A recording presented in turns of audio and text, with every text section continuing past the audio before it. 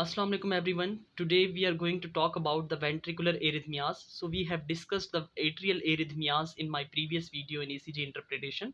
Today we will discuss the ventricular arrhythmias. So let's start with the premature ventricular contraction, that is PVC, or premature ventricular beat.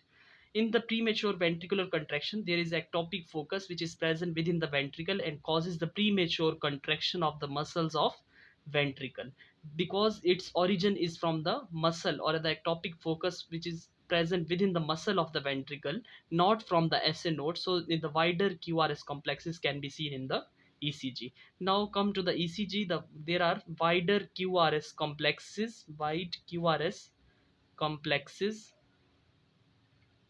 Normal QRS complex is less than 0.2 second, that is three small boxes, but in this case there is wider, that is more than 0.12 second. Overall the rhythm is regular in this case, except at the sides of the ectopic beats, which is represented by these two black arrows. So these two are the premature ventricular contractions, and you can see in this ECG that P wave cannot be appreciated prior to this premature ventricular complex. So P wave is not present, is absent before the QRS complex at the site of the ectopic beat, and the T wave is always opposite to the deflection of QRS complex at the site of ectopic beat.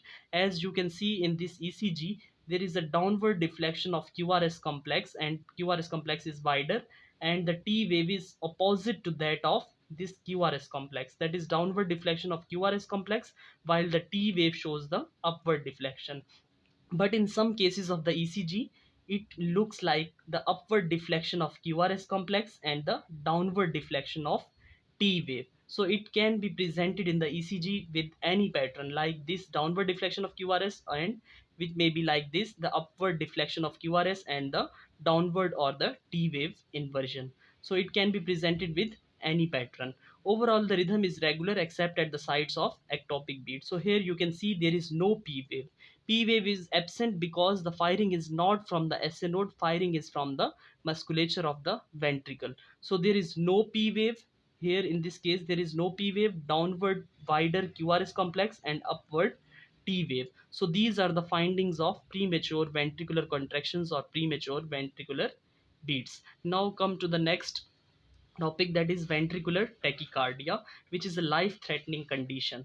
When the multiple three or more premature ventricular contractions occur, it leads to ventricular tachycardia, and the heart rate or the ventricular rate in this case is from 100 to 250 beats per minute. In the ECG findings, because here the firing is also from the musculature or the myocardium of the ventricle or from the ectopic foci within the ventricle, so there are wide bizarre QRS complex patterns. As you can see in this ECG, especially the lead number 2, the QRS complexes are wider because of the slow firing rate from the musculature, not from the SA node. So the QRS complexes shows the wide bizarre pattern. So wide bizarre QRS complexes, and also we cannot appreciate whether the P wave is present or not. So the P waves cannot be appreciated in this ECG pattern. P waves cannot be appreciated in this case. And also these ventricular tachycardia in the ECG may be monomorphic or it may be polymorphic. In the monomorphic case, especially look at this ECG lead number 2, these are monomorphic, that is all the QRS complexes are identical shape. All the QRS complexes are looks alike. But in the polymorphic ventricular tachycardia, the QRS complexes are not of the similar morphology. The QRS complexes are different from each other. Like look at the lead number V2. So all the QRS complexes are not identical, they are different. So this is in the V2, in the lead V2 it shows the polymorphic ventricular tachycardia, and lead number 2 it shows monomorphic ventricular tachycardia. And also the p waves cannot be appreciated. These p waves are fused in the qrs complexes, in the qrs complexes. And also the important feature is av dissociation. av dissociation means the ventricles and atria are firing at different rates in ventricular tachycardia. Remember the important ECG points. The wide bizarre QRS complexes and P wave cannot be appreciated, and these P waves are fused within the QRS complexes, and there is AV, that is atrioventricular dissociation. So this was about the ventricular tachycardia. Now come to the ECG of Torsades D points. Torsades D points. It is a severe form of ventricular tachycardia, especially the polymorphic ventricular tachycardia. So look at this ECG. All the QRS complexes are of wider and are of bizarre pattern, and these are polymorphic. No QRS complexes looks alike. All the QRS complexes are of different shapes and different sizes. So this is Torsades D points. It is a rare case. Now come to the ventricular fibrillation.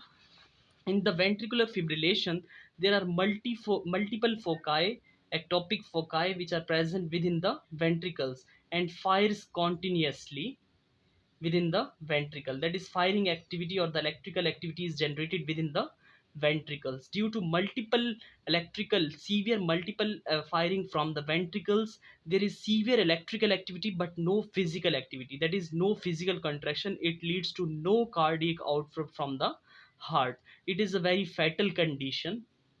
In the ECG pattern, P waves cannot be appreciated and the rhythm is irregular. P wave cannot be appreciated. P wave not appreciated. And also no QRS complex can be appreciated. The ECG pattern shows the very irregular pattern, that is no P wave can be appreciated and no QRS complex can be appreciated. So this was the case of ventricular fibrillation. So we have covered the ventricular tachyarrhythmias. We will discuss the hypertrophy of heart chambers in the ECG interpretation in the next video. Thank you so much for watching this video.